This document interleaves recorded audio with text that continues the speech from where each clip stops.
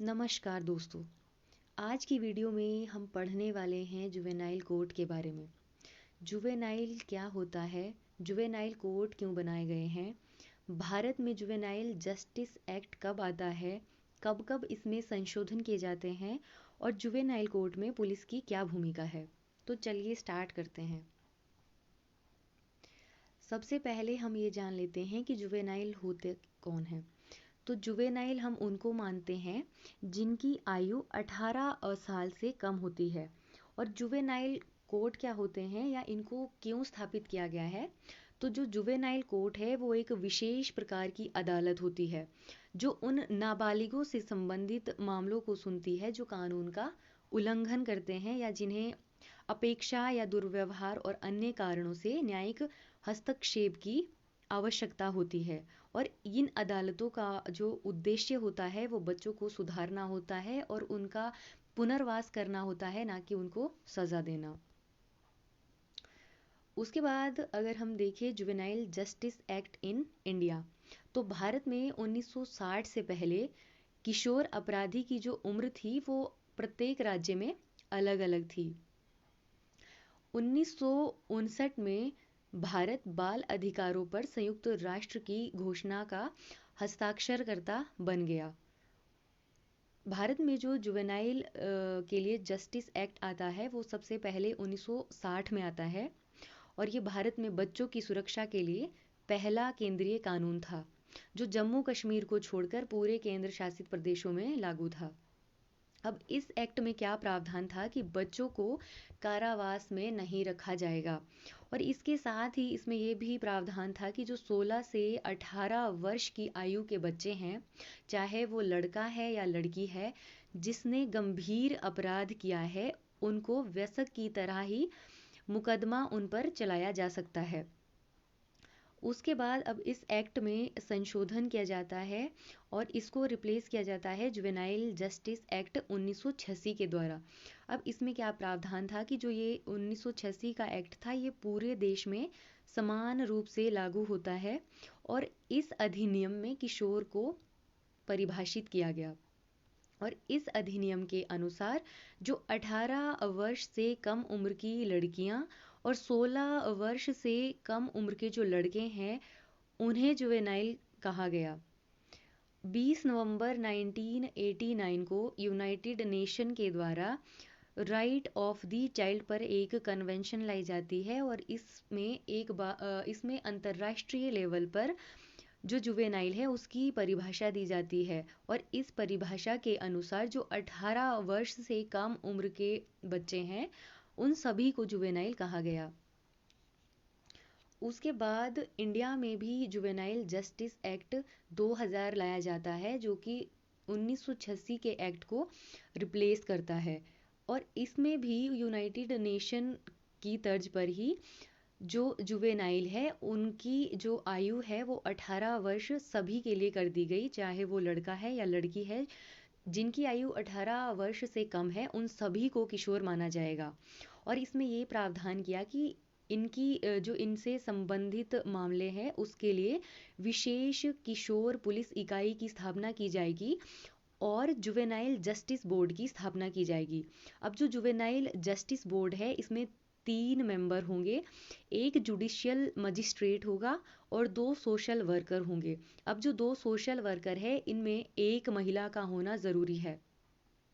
और जो आपके किशोर अपराधी है यानी कि जिन्होंने कोई ऐसे किशोर जिन्होंने कोई अपराध किया है और दूसरे ऐसे बच्चे जिनको देखभाल की ज़रूरत है यानी कि उनको केयर और प्रोटेक्शन की ज़रूरत है, तो उनके लिए अलग अलग संस्थाओं की जो है वो व्यवस्था की जाएगी। उसके बाद क्या होता है कि जुवेनाइल जस्टिस एक्ट में 2015 में एक बार फिर से संशोधन किया जाता है। अब इसका क्या कारण होता है, 2012 में निर्भया कांड होता है जिसमें एक अपराधी जो था उसकी जो एज थी वो 18 साल से कम थी यानी कि वो जुवेनाइल था। परंतु क्योंकि वो एक जघन्य अपराध में शामिल था तो भारत में ये मांग उठने लगी कि जो जघन्य अपराध है उसमें किशोरों की आयु 18 से घटाकर 16 वर्ष कर दी जाए। तो इस बात को मान लिया गया और इसके लिए ही जो जुवेनाइल जस्टिस एक्ट है 2015 को लेकर आया जाता है। और इसमें ये प्रावधान किया जाता है कि ऐसे किशोर जिनकी आयु 16 से 18 वर्ष की है और उन्होंने जघन्य अपराध किया है, यानी ऐसे अपराध जिसमें 7 वर्ष या इससे अधिक की सजा हो सकती है, ऐसे मामलों को वयस्क के रूप में ही ट्रायल करेंगे, चाहे वो 16 से 18 वर्ष के ही क्यों ना है। और इसके साथ ही इसमें जो चिल्ड्रन एक्ट है उनको दो कैटेगरी में डिवाइड किया गया। पहली है children in conflict with law और दूसरी थी children in need of care and protection. अब पहली कैटेगरी में ऐसे बच्चे आते हैं जिन्होंने कोई अपराध किया है और दूसरी कैटेगरी में वो बच्चे आते हैं जिन्होंने कोई अपराध नहीं किया है परंतु उन्हें केयर और प्रोटेक्शन की ज़रूरत है। अब जो जुवेनाइल से रिलेटेड ऑफेंस है यानी कि अपराध है उसको 3 श्रेणी में विभाजित किया गया है। पहली श्रेणी में आते हैं छोटे अपराध। अब छोटे अपराधों में छोटी मोटी चोरी या किसी को साधारण चोट पहुंचाना शामिल है। अब इसके लिए जो सज़ा है वो इन पर जुर्माना लगाया जा सकता है या फिर इसके लिए इनको 3 साल का कारावास हो सकता है। दूसरी श्रेणी में आते हैं गंभीर अपराध, जिसके लिए 3 से 7 वर्ष की सज़ा हो सकती है। अब जो पहली और दूसरी श्रेणी के अपराध है उसको जुवेनाइल जस्टिस बोर्ड देखता है। और तीसरी श्रेणी में जो अपराध आते हैं उनको कहा जाता है जघन्य अपराध। अब ये ऐसे अपराध है जिनके लिए 7 वर्ष की या इससे अधिक की सज़ा हो सकती है। अब इसमें जो अपराध आते हैं वो आते हैं जैसे कि हत्या, जैसे कि बलात्कार। अब इसमें जो इससे रिलेटेड जो केस है जघन्य अपराधों से रिलेटेड उनको चिल्ड्रंस कोर्ट में देखा जा सकता है और यहाँ पर उन्हें कितने भी वर्ष की जो सज़ा है वो दी जा सकती है। केवल डेथ पनिशमेंट और लाइफ इम्प्रिजनमेंट नहीं हो सकता, यानी कि उन्हें मृत्युदंड और आजीवन कारावास बस नहीं दिया जा सकता, इसके अलावा उन्हें कोई भी सज़ा हो सकती है कितने भी वर्ष की। उसके बाद बात करते हैं कि जो जुवेनाइल कोर्ट है इसमें पुलिस की क्या भूमिका है। हर पुलिस स्टेशन में एक चाइल्ड वेलफेयर ऑफिसर को नियुक्त किया जाएगा और उसे स्पेशल ट्रेनिंग दी जाएगी। और जब भी वो ऑफिसर केस से संबंधित काम कर रहा होगा तो वो बच्चों के सामने यूनिफॉर्म पहनकर नहीं आएगा। और यदि जो जुवेनाइल है उसने कोई ऐसा अपराध किया है जिसमें 7 साल से कम की सज़ा का प्रावधान है तो उसको ऑब्जर्वेशन होम में रखा जाएगा। और बच्चे को किसी भी स्थिति में पुलिस स्टेशन में नहीं रखा जाएगा और ना ही उसको हथकड़ियाँ पहनाई जा सकती है। अवलोकन गृह यानी कि जिसे हम सुधार गृह भी कहते हैं, उसमें उन्हें जो जुवेनाइल है उनको सुरक्षित और सुदृढ़ वातावरण में रखा जाता है और उनकी देखभाल, शिक्षा, मानसिक और भावनात्मक समर्थक उनको दिया जाता है ताकि उनका सुधार हो सके। इसके बाद हम बात करते हैं जमानत की। जो जुवेनाइल है वो जमानत ले सकते हैं और उनको जमानत दी जा सकती है।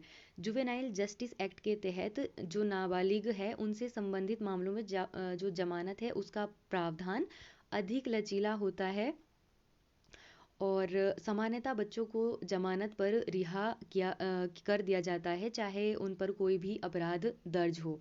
जुवेनाइल को जमानत पर रिहा करने के बाद उनके माता पिता को या उनके अभिभावक या किसी बाल कल्याण संस्थान की देखरेख में उनको सौंपा जाता है।